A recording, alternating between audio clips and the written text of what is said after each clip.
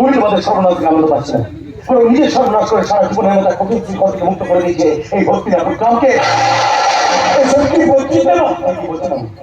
সে তার মাতৃসত্তার বিসর্জন দিয়ে এই গ্রামের মানুষের সুখ কিনে নিয়েছে, এই গ্রামের মানুষকে ভালো রাখবে বলে সে যে আমার থেকে তার মাতৃঋণ চেয়ে নিয়েছে। মামা,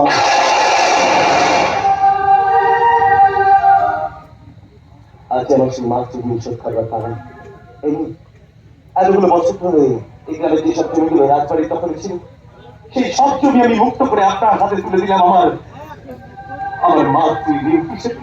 মাতৃঋণ মাতৃঋণ নেওয়ার মতো অবস্থায় সেটা নেই দেবা।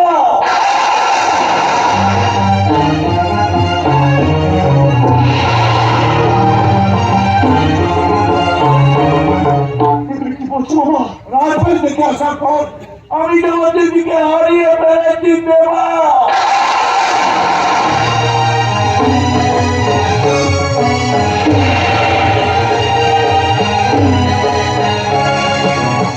ভালোই শিক্ষা দিতে বলো, জীবনের শেষ শিক্ষাটা তুমি আমার ভালোই দিলে, বুঝিয়ে দিলে যে যতই কষ্ট বুকের মধ্যে রাখিস না কেন, মায়ের চেপেছি কষ্ট কেউ এই মুখে ধারণ করতে পারে না, কেউ পারে না, কেউ পারে না। এই দিনটা দেখানোর কি খুব প্রয়োজন ছিল বলো রামা? এই দিনটা দেখানোর কি খুব প্রয়োজন ছিল?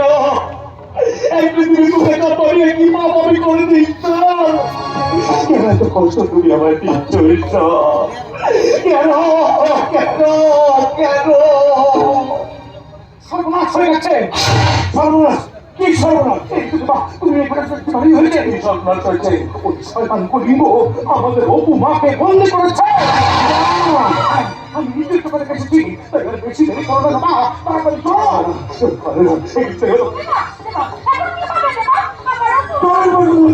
আপনার সাথে আমি আর সবাই চলুন। সবাই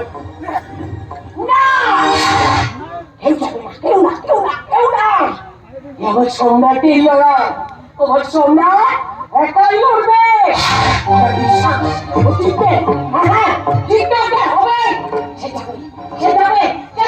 যাবো যাবো মা, যাবো। আমি নিশ্চয় যাবো মা, তুমি আমার আশীর্বাদ করো মাগো, তুমি আমার আশীর্বাদ করো। এই যুদ্ধে আমি জয় হতে পারি মা, এই যুদ্ধে আমি জয় হতে পারি।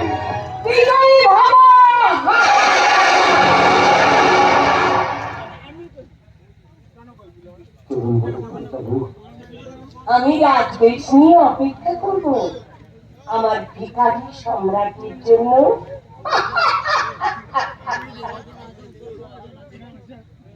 মাত্র এই রাজবেশ করার জন্য আমি আমার শেষ নিঃশ্বাস পর্যন্ত অপেক্ষা করবো মা।